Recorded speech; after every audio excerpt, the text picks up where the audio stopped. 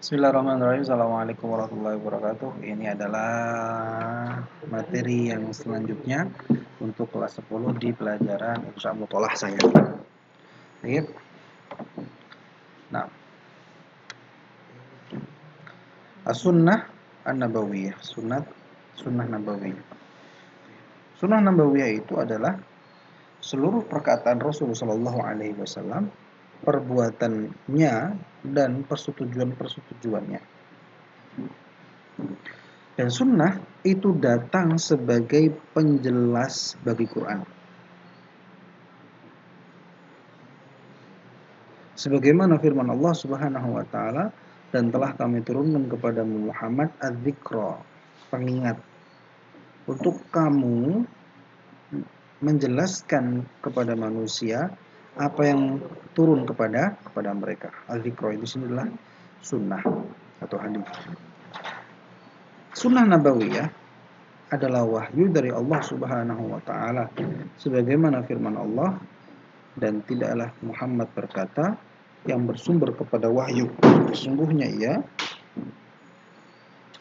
sesungguhnya hal tersebut tidaklah kecuali wahyu yang diwahyukan.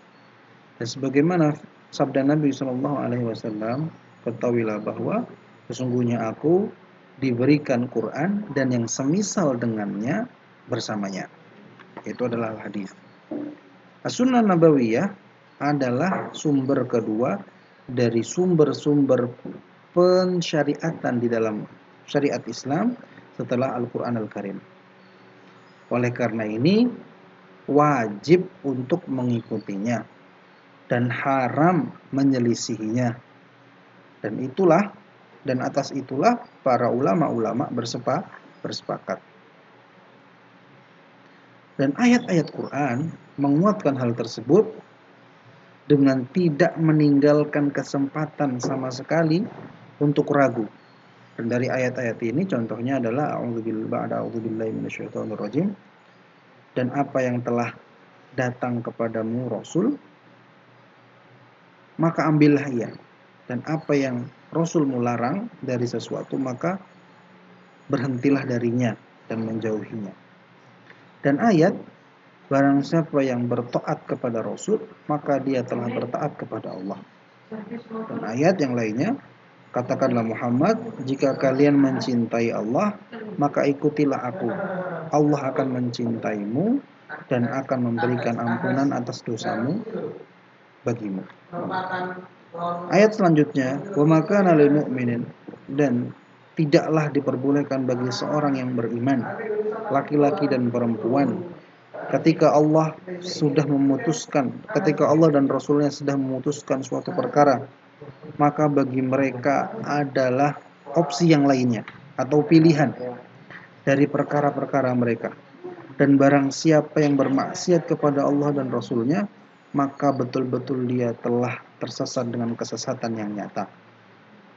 Dan juga kemudian, fala wa rabbika, maka tidak demi Tuhanmu, mereka tidak beriman sampai kemudian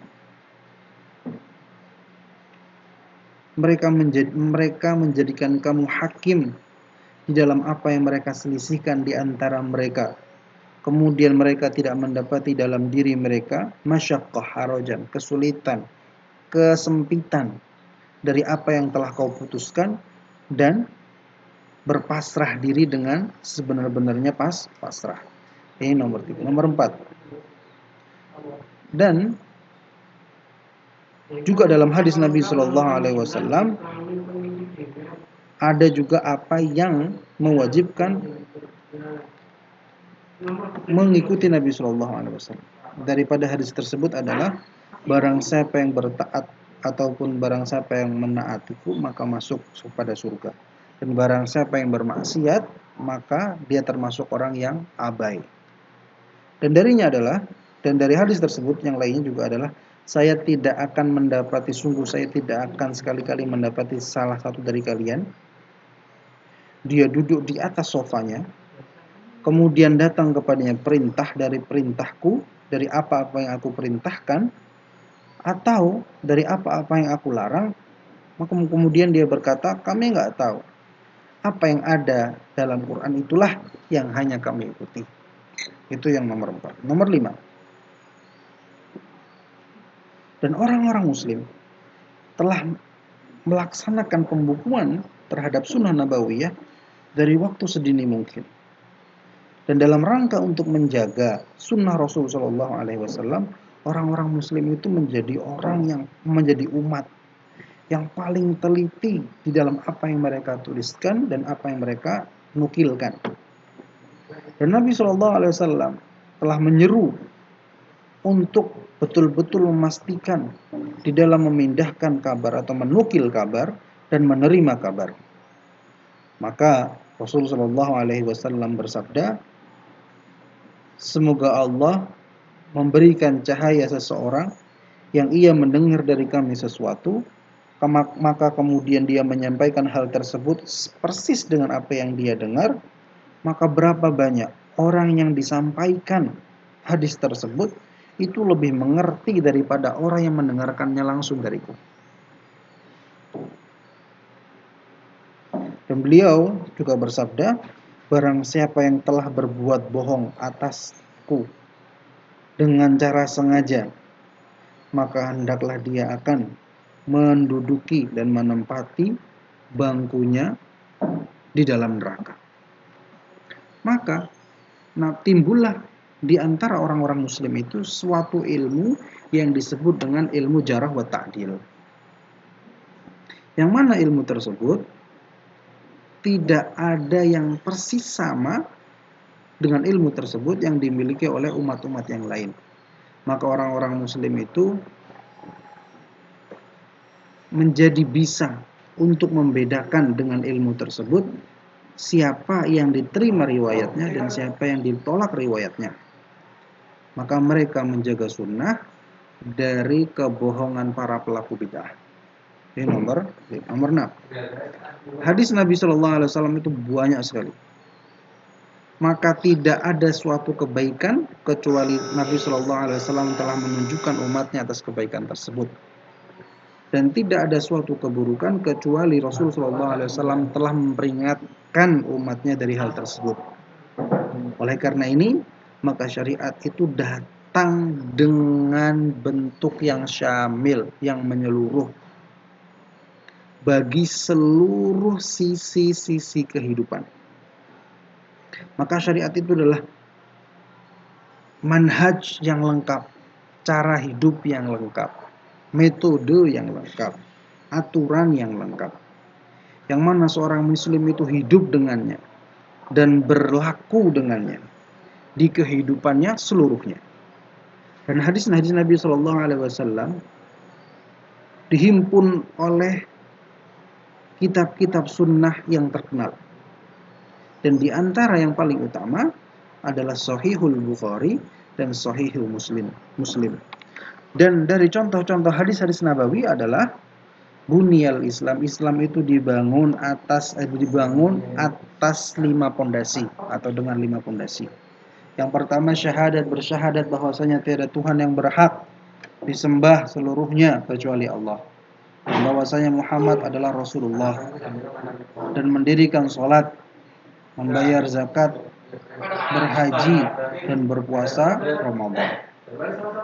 Selanjutnya, barang siapa yang bersaksi bahwa tiada Tuhan yang berhak disembah kecuali Allah saja, tidak ada sekutu baginya, dan bahwasanya Muhammad adalah hambanya dan rasulnya, dan Isa adalah hambanya dan rasulnya, dan putra dari hambanya, dan kalimatnya Allah berikan kepada Maryam, dan ruhnya dari Allah Subhanahu wa taala, dan bersaksi bahwa jannah atau surga itu adalah benar adanya, dan nar itu adalah benar adanya, dan hari kebangkitan itu adalah benar adanya, maka Allah akan memasukkannya ke dalam surga. Sesungguhnya aku diutus hanyalah untuk menyempurnakan akhlak-akhlak yang soleh. Al-mu'min, seorang mukmin bagi mukmin yang lainnya seperti bangunan yang sebagian menguatkan sebagian yang lain. Mazal Jibril, masih saja Jibril terus mewasiatkanku akan hak-hak tetangga sehingga aku kemudian mengira bahwa Jibril akan memasukkan tetangga itu dalam deretan orang-orang yang berhak untuk diwarisi. Tadawaw, berusahalah terus untuk berobat wahai hamba Allah, maka sesungguhnya Allah tidaklah meletakkan suatu penyakit kecuali telah diletakkan baginya obat, kecuali satu penyakit, yaitu adalah ketuaan. Alaikum bisidqin, hendaklah kamu berlaku jujur. Maka sesungguhnya kejujuran itu menunjukkan kepada kebaikan, dan kebaikan menunjukkan kepada surga. Dan masih saja ada orang yang kemudian berlaku jujur dan terbiasa dan berusaha untuk jujur sampai kemudian Allah takdirkan ia di sisi Allah sebagai orang yang jujur. Dan hendaklah kalian waspada dengan kebohongan, dengan sifat suka berbohong. Maka sesungguhnya berbohong itu menunjukkan kepada kekejian, keburukan. Dan keburukan itu mengantarkan kepada neraka. Dan masih saja ada seorang laki-laki yang terus kemudian berbohong dan terbiasa berusaha untuk berbohong sampai kemudian Allah mencatatkan ia di sisi Allah sebagai pembohong. Ibtanim khamsan, ambillah manfaat sebanyak-banyaknya dari 5 perkara sebelum 5 perkara. Hidupmu sebelum matimu, sehatmu sebelum sakitmu, masa luangmu sebelum masa sempitmu, masa mudamu sebelum masa tuamu, masa kayamu sebelum masa miskinmu. Innallaha, sesungguhnya Allah mencintai jika seseorang mengerjakan suatu pekerjaan maka dia melakukannya dengan totalitas dan profesional. Sesungguhnya Allah yuhibbur rifqa, sesungguhnya Allah mencintai lemah lembut di seluruh hal, seluruhnya. Salatun, 3 hal. Barang siapa hal tersebut ada dalam diri seseorang, maka dia akan mendapati manisnya keimanan, yaitu Allah dan Rasulnya menjadi hal yang paling ia cintai daripada selain keduanya. Dan seseorang mencintai seseorang yang lainnya, tidaklah ia mencintainya kecuali karena Allah, dan membencinya dan membenci untuk kembali ke dalam kekafiran setelah Allah menyelamatkannya darinya, sebagaimana dia membenci untuk dilemparkan ke dalam neraka. Khairukum, sebaik-baik kalian adalah yang paling baik di antara kalian bagi keluarganya, dan aku adalah orang yang paling baik di antara kalian bagi keluarga. Ini adalah materi as-sunnah nabawiyah, tolong diperhatikan dan dipahami dengan baik. Barakallahu fiikum wa nafa'a wa iyyakum. Wassalamualaikum warahmatullahi wabarakatuh.